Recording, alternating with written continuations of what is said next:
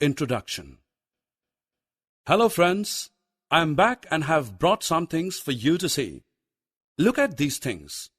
All these are solids. Today we will learn about solids and its shapes.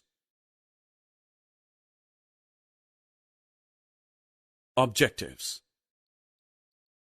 At the end of this lesson, you will be able to identify solids, explain rolling and sliding of a solid, identify the shapes of solids.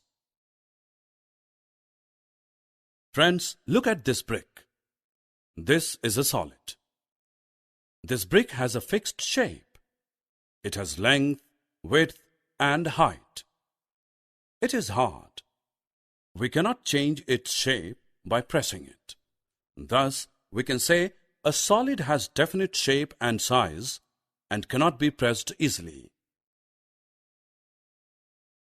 Now see this lock. Is this a solid? You are correct. This lock is a solid. It has a fixed shape. It has length, width, and height. And can we press it? No, we cannot press it. It is hard.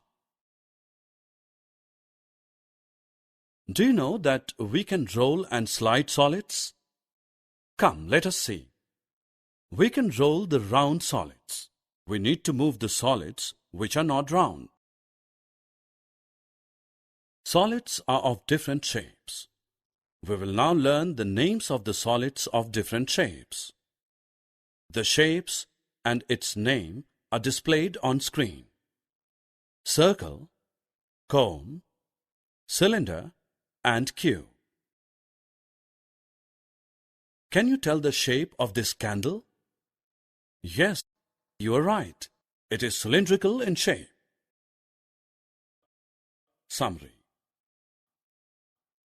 Let us summarize what we have learnt. Objects that have definite shape are solids. Solids can roll and slide. Solids are of different shapes: circle, cone, cylinder, and cube.